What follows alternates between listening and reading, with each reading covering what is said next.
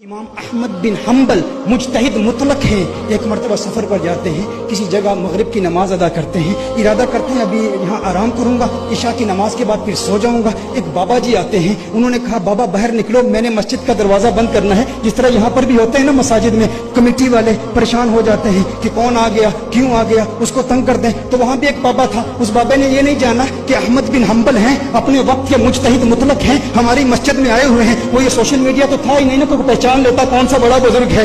اس نے احمد بن حنبل کو مسجد سے باہر نکال دیا. سخت سردی کی راتیں تھی. احمد بن حنبل مسجد سے باہر آتے ہیں, گٹھلی اٹھاتے ہیں اور دیکھتے ہیں کہ ایک تنور پر ایک نان بھائی روٹیاں پکا رہا ہے. امام احمد بن حنبل رضی اللہ تعالیٰ عنہ وہاں آگ دیکھی, شدید سردی تھی. نان بھائی سے کہتے ہیں کہ مجھے اگر تو اجازت دیتا ہے تو یہاں تیری آگ کے پاس بیٹھ جاتا ہوں. اس نے کہا اللہ کے بندے بیٹھ جا. احمد بن حنبل وہاں پر رات کے وقت بیٹھ گئے کہ اور کوئی جگہ جانے کی تو ہے نہیں, یہاں بیٹھ کر آگ کے پاس بیٹھوں گا, کچھ آرام کر لوں گا. لیکن دیکھا کہ وہ جو نوجوان نان بھائی تھا نا, تنور پر روٹیاں پکا رہا تھا, وہ ہر وقت استغفر اللہ پڑھتا, استغفر اللہ پڑھتا. تنور سے روٹی نکالتا, استغفر اللہ, روٹی پکاتا, استغفر اللہ, تنور میں روٹی ڈالتا, استغفر اللہ. امام احمد بن حنبل اسے دیکھ رہے ہیں اور بڑی محبت بڑی نگاہوں سے دیکھ رہے ہیں, مسکرا رہے ہیں. کہا بابا جی مسکرا کیوں رہی ہو؟ کہا تیری یہ استغفار پڑھنے کی ادا بہت پسند آئی. کہا میں استغفار اس لیے پڑھتا ہوں کہ اس استغفار نے مجھے مستجاب الدعوات بنا دیا ہے. جو دعا کرتا ہوں اللہ قبول کرتا ہے, میری دعا کوئی اللہ کی بارگاہ سے رد نہیں ہوتی. کہا یہ تو بہت بڑی ولایت کا دعویٰ ہے نوجوان ہے نان بھائی, تو ولایت کا دعویٰ کر رہا ہے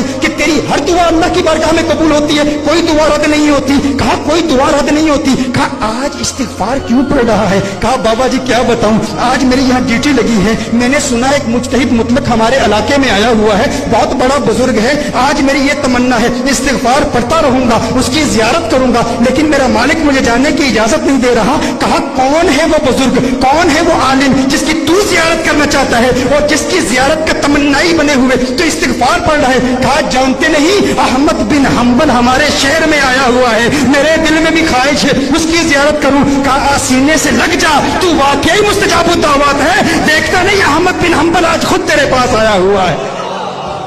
میرے دوستو یہ استغفار کی پاور ہے, یہ استغفار کی قوت ہے.